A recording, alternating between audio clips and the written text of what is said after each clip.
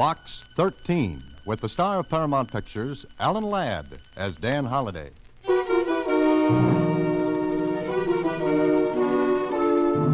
Box 13, care of Star Times. Please meet me at 2 o'clock tomorrow afternoon in front of the Mercantile Building. You can do me a tremendous favor, perhaps change the whole course of my life. I shall be wearing a brown gabardine suit, and I'll be carrying a forest green suede hat. I'll be carrying a forest green suede handbag. That was all. No name, no initials. Just the letter. Well, it didn't sound like much of an adventure. Brother, but how I could have used a crystal ball in good working order.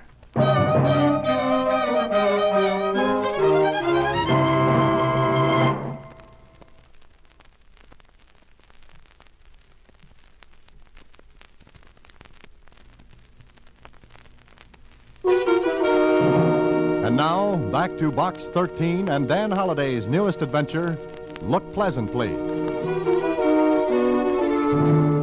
Gee, Mr. Holliday, doesn't look particularly thrilling, but I guess it's like the oldage. Huh? The what?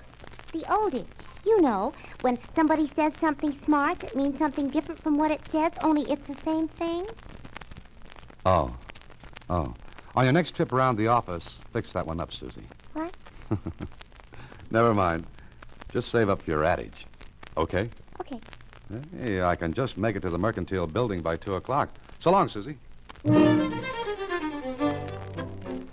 were lots of people standing in front of the building, but only one girl in a brown gabardine suit, green hat, and handbag.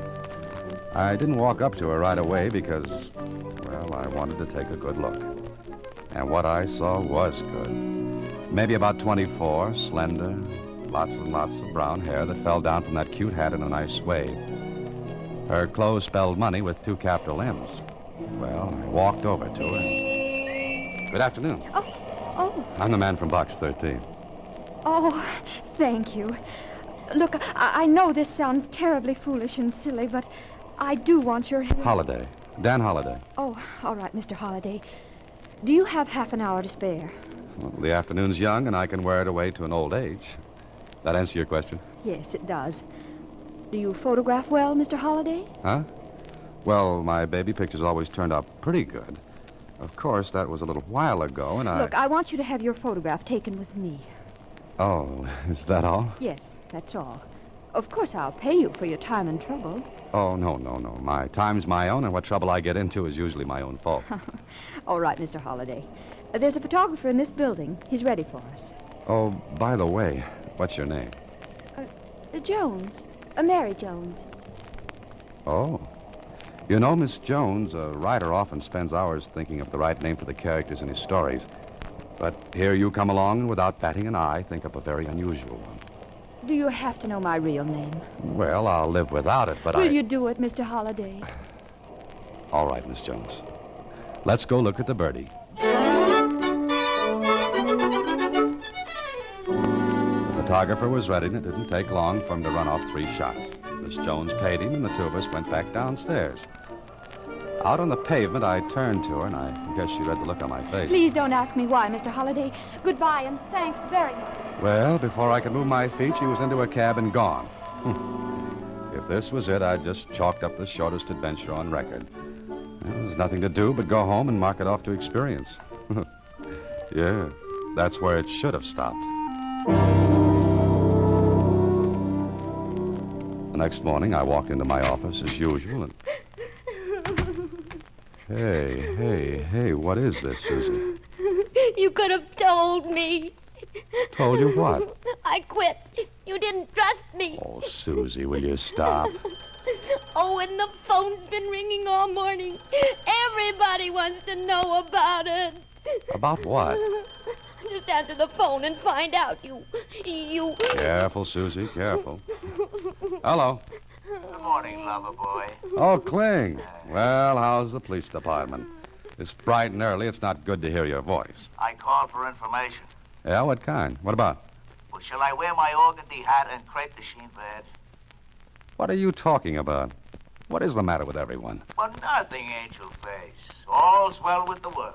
And about $15 million. Everybody's crazy. Yeah. Everybody but you. Oh, nice going, Holiday. Nice going. Am I invited, or don't you want cops? It might make the thing look bad, you know. In 2 seconds, Kling, I'm going to hang up on you. What goes? Don't you ever read the papers? Or don't you know what's going on in your life? Now, listen, Oh, go arrest somebody. Now, look, Susie, what's this all about? Look at the morning paper. All right, I'm looking at... Holy mackerel. She's awful pretty. Shh, be quiet, Susie. Prominent heiress announces engagement to Dan Holliday. Dan Holliday, that's me. That's my picture with her. Sure it is. I've been framed. Oh, but you wouldn't frame a newspaper picture, would you? Shh. Marcia Jameson, beautiful heiress to Jameson Lumber Fortune, announces engagement. You're just a demijohn. Don Juan. Oh, one of the two. But you could have told me. I could have told myself. Susie, if that phone rings anymore, don't answer it until I get this thing cleared up. One way or another. Goodbye. I got Marcia Jameson's address from the society editor at the Star Times, and a half hour later I was ushered into the big library at the Jameson home. Sitting behind the desk was a youngish-looking man. He rose to meet me as I walked into the room. Ah, Mr. Holliday. I'm very happy to know you. Yeah, I wish I could say the same. I beg your pardon? Where's Miss Jameson? I've asked her to come down. Good. I suppose I'd better introduce myself. I'm Roger Jameson, Marcia's uncle and guardian. Well, she needs one. I don't understand. Well, that makes two of us. Suppose we pool our facts and get one good, twisted story out of them. Mr. Holliday, you're acting very strangely. I must say that my niece's choice of a husband is, well, peculiar. All right, I'm peculiar. At parties, I'm a standout, but I'd like to... Dan, darling, how nice of you to come this morning. What did you expect? You, of course. You've met Uncle Roger. Yes, Marcia, we've met. Oh, I want you two to like each other. Oh, fine. I love everybody in the world, but Uncle Roger, could I speak to Dan alone, please? Certainly, Marcia. You'll stay for lunch, Mr. Holliday? No, thank you. Oh, yes, he will, Uncle Roger. Good. We'll have a long talk. Now, Miss Jameson. Why did you come here? Maybe you haven't seen the morning paper. Mr. Holliday, Dan, help me. I did, and I've got engaged.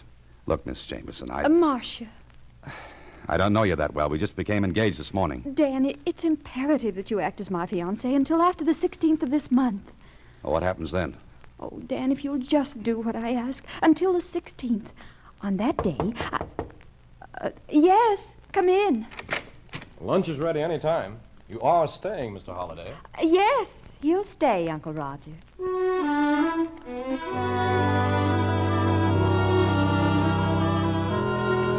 One more lunch like that, and I'd have had indigestion for the rest of my life. Uncle Roger was very curious about me. He asked a lot of questions, which Marcia answered. Then, when I was ready to leave... Of course, Mr. Holliday, this engagement came as a complete surprise to me. I had no idea you and Marcia even knew each other. Well, I get around a lot, Mr. Jameson. You'd better call me Roger, Dan. Yes, there's nothing like being friendly. Well, I'm sure Dan has a lot of things to do this afternoon, Uncle Roger. We'd better let him go. Of course. We'll have plenty of time to talk about things, Dan. Goodbye. Goodbye, Mr. Roger. Oh, thank you, Dan. You were wonderful. Superb, considering I didn't know where the ball was half the time. Oh, we'll wait until the 16th, won't you? It's 5 days from now. Meanwhile, what do I tell my friends? And where do I stack the wedding presents? You can always say we broke up. Uh-huh. And I'll tell you something else, Dan. Can there be anything else? I almost wish the whole thing were true. Goodbye, Dan. And with that, I was left standing on the elegant steps of the Jameson Castle. Well, I could have put the whole thing on the line and cleared up the situation. It'd have been easy. Just deny it. Tell the whole story. Or I could stay in the play and see what the score was. I walked down the stairs, then glanced back and looked up at a window and right into Uncle Roger's eyes. Before I could smile, he let the curtains fall back in place. Okay, that made up my mind. Curiosity killed a cat, they say. All right. Yeah.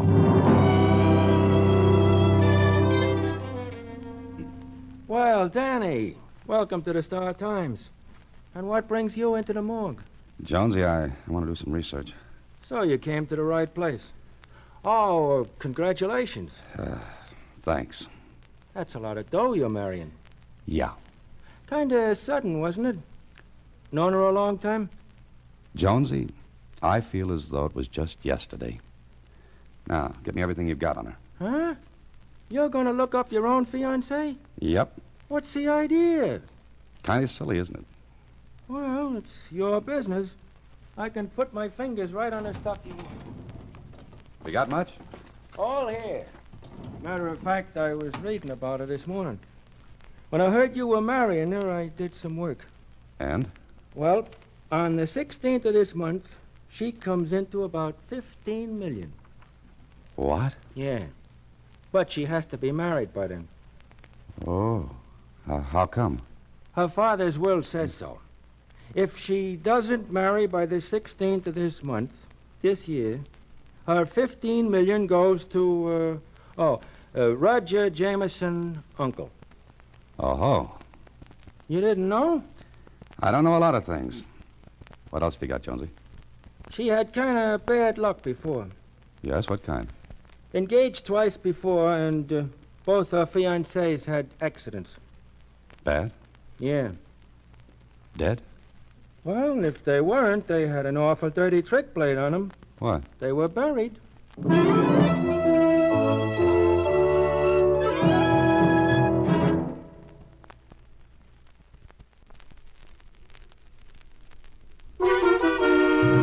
And now, back to Look Pleasant, Please. Another Box 13 adventure with Alan Ladd as Dan Holliday. Well, there I was, all wide-eyed and innocent, engaged to marry a girl whose last two fiancés had lots of bad luck. For myself, I wasn't anxious to inherit any of that. But I had to find out a little more. So I went back to the Jameson place. The butler recognized me and let me in without announcing me. I walked down the hall and heard voices in the library. Ordinarily, keyhole listening would have been out, but, well, I heard my name. The door was open, so... I tell you, Dan, we'll go through with it. Oh, Dan. Dan, first name already, huh? Oh, don't be silly, Charles. I've got to convince everyone he is my fiancé. Well, what if he backs out before the 16th? He won't. What makes you so sure? I know. Huh? Oh, don't be stupid, Charles. I'm not stupid. I'm just careful. Darling, you know better. Well, All right, Marcia. Now, you'd really better go, Charles. After all, you... As they say in Alice in Wonderland, curiouser and curiouser. I was wondering about it when Charles came toward the door. I backed away and ducked into another room. Well, where is Dan now? I don't know, Charles, but you'd better get back to the office or Uncle Roger will miss you. All right, darling. Bye. Oh, I'll tell you when and where we can meet again, sweetheart. Uh-huh. You know, I'm fussy about these things. Who the devil is... The name's Holiday, Charlie. I'm engaged to Marcia. How did you get in? The front door. It works. You ought to be ashamed of yourself, Charles, kissing another man's betrothed. Well, Now, look, Dan, Oh, you go on, Charles. Dan, I want to explain something. They could stand it. Now, look, Holiday, Go on, Charles. Oh, very well. I'll see you then. Will you come into the library, Dan? But I've got a book. Oh, please, I owe you an explanation. Okay. All right, go ahead. Well, Charles is... Charles is the man you love. That the line you're hunting for? Yes. All right, that's the first olive out of the bottle. The rest should be easy. But it isn't. You see, Dan, your life's in danger. Yes, I gathered that from the things I read a while ago. You read? Yes, the newspaper files. Oh, Dan, if you want to, you can back out. Uh-huh, I know. But maybe I'm more than a little curious. But you know about my two fiancés. Extinct. Uncle Roger killed them, or had them killed. And Uncle Roger knows nothing about Charles? No. The aforementioned uncle thinks I'm fiancé number 3 in order of appearance. Uncle tries to put a block on me while Charles goes for a touchdown, right? Oh, you make it sound so brutal, heartless. Got any other words for it? You and Charles live happily ever after. I don't. All right, you can do as you please. I was going to ask you to go through with it, but I can't. So, before I left, I promised Marcia I'd stick it out another day. Okay, I'm a sucker. But if Uncle Roger was going to toss a curve, I'd at least be waiting for it. But before I went any further, I called on Lieutenant Kling, told him what was up. He was very sympathetic. Oh, what a story. Ha, ha, ha, ha. Strikes you funny, huh? Yeah. All I want to know is, was there anything that might have tied the uncle in with the deaths of Marcia's fiancés? No. You're sure? Sure I am. When I read about your engagement, I remembered her name. And? Those deaths were accidents. And the uncle? Clean. Look, Kling, maybe he's smart. Yeah, could be. There are lots of smart people in the world. Oh, but I'm not one of them. Is that it? Look, Holiday, I warned you that someday your Box 13 routine would land you in a slippery spot. Okay, it's up to you to keep your footing. Kling, just suppose I lead with my chin, and Uncle Roger takes a poke at it. Would that open up the other two cases? Well, sure. All right, maybe I'll do it. Holiday. What? Look, take it easy. Why, Lieutenant, you sound concerned for me. I'd miss having to hold your hand every once in a while. Well, what are you going to do now? Call on Uncle Roger and make like a sucker.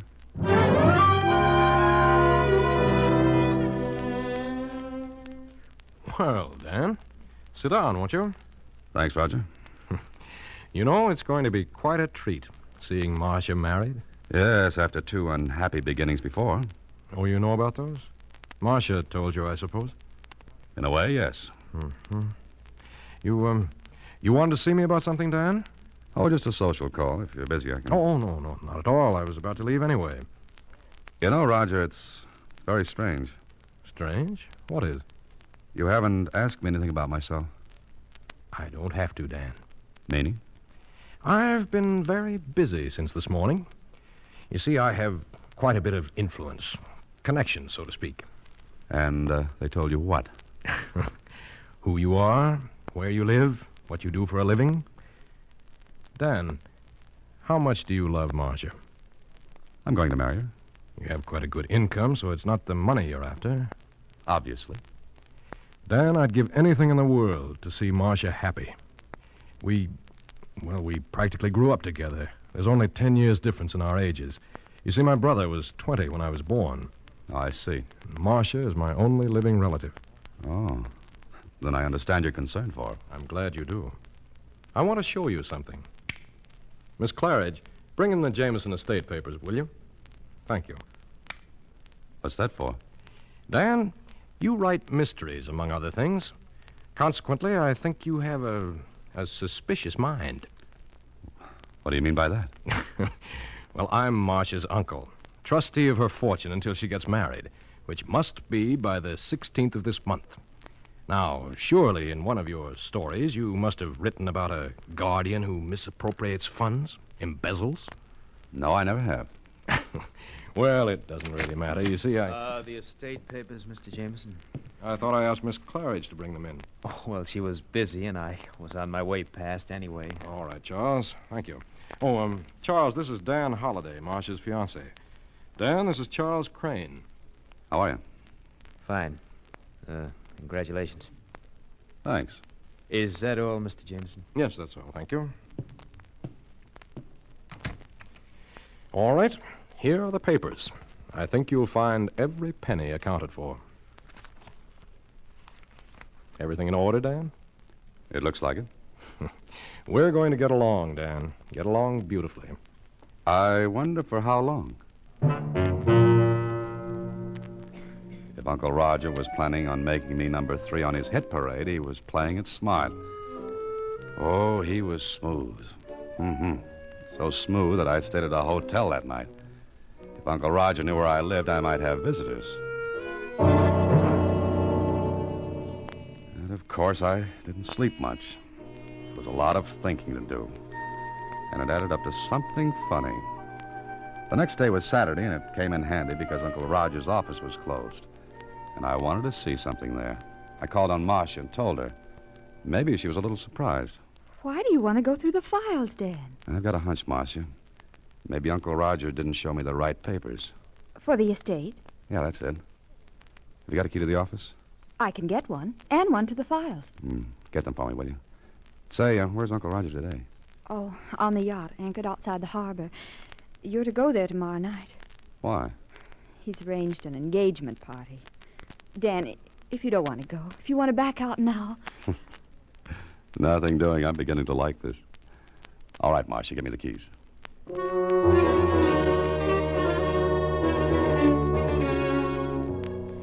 Getting into the office was easy. I went to the files marked Jameson. Yeah, the papers were there all right. But not the set Uncle Roger had shown me. These were different. What little I knew about finance showed me some fancy juggling had been going on. I was checking them carefully when a neat round hole appeared in the file case alongside my head. I ducked behind the cases and peeked around just in time to see the outer door to the office close. Somebody with a silenced gun played clay pigeon with me. So Uncle Roger was on the yacht, was he?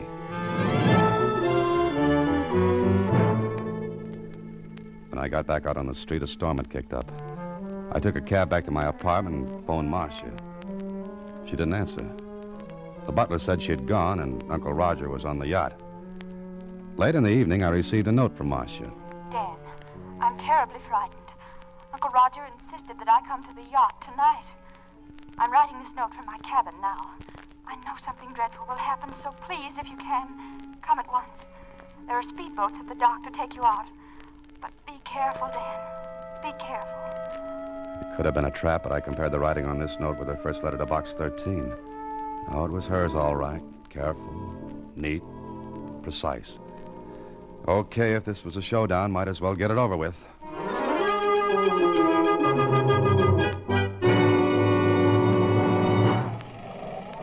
When I got there, the yacht was pitching and rolling like a bad bronc with a burr under his saddle. That all-day storm hadn't let up a bit. Then I was on board, but nobody was in sight. There was one cabin with a light inside. I went to it, opened the door. Holiday, what are you doing here? Visiting? I don't understand. Didn't Marcia tell you the party was tomorrow night? I like to be early for appointments. Where is Marcia? What's the matter with you? She's not here. Oh, yes, she is. Have you gone crazy? Not yet. Sit down, Uncle Roger. Oh, all right. You know, Uncle Roger, I don't like being shot at. I don't know what you're talking about. Where is Marcia? Cut it out. Yes? What were you going to say? Well, what's the matter? Have you got a gun? Gun? Yes, but... Get it. Are you... Get it fast. It's not here. It's always in this desk drawer. Is this what you're looking for, Uncle Roger? Charles, what are you doing here? And you might ask him what he's doing with your gun. It is yours, isn't it? Well, it looks like it. You don't think I'd kill you with my own gun, do you, Holiday? Very neat, Charlie, very neat. But the crew... Just 2 crewmen aboard. The rest won't be here until tomorrow. And that storm is convenient. Lots of noise. Something funny, Holiday? Yeah. Yeah, you are. You think you're going to get by with this, don't you? Is there anything to stop me? What is this all about? If this is a prank... Oh, no, Roger, not a joke. Definitely not. Charles and Marcia had it all planned very neatly. The accidents to her other fiancés gave these 2 beauties the idea. Charles fakes another set of papers to look as though you were embezzling, and... What? Yeah. They make it look as though you can't afford to have her married by the 16th, because if she doesn't marry, then the estate goes to you. And you're killed with my gun. That's it. And you're killed the same way. Charles muscles up this cabin to make it look as though there were a struggle. And All right, Holiday, second guessing. Oh, no, Charlie, I'm not so dumb. You see, I called the police before I came aboard. You see, I guess... You're a liar. You couldn't know. Oh, but I could. Marcia's note gave it away. Marcia's note? Uh-huh. The note she was supposed to have written aboard this yacht. You see, her handwriting was neat, precise, careful. Charlie, ever try to write a neat hand on a pitching, rolling yacht? Can't be done. So I knew she wasn't aboard.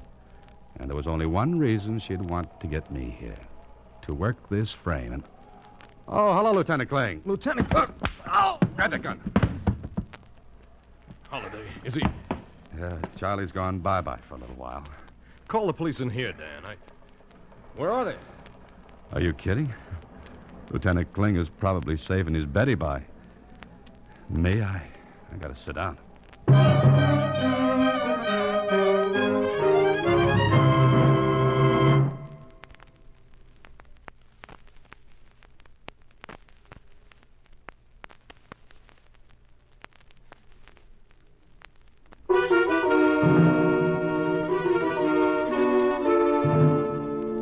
You see, Susie, they weren't satisfied with $15 million. They wanted Uncle Roger's money, too. Which they would have had if that frame had worked. Uh-huh. Hey, what are you doing? What do you got there? A new camera. It's got a wonderful gadget on it that lets me get in the picture. All I do is press this button and... Oh, here, I'll show you. We'll both stand the light, see, like this. And then... Oh, no. Not again. Good night, Susie. Next week, same time, Alan Ladd stars as Dan Holiday in Box 13.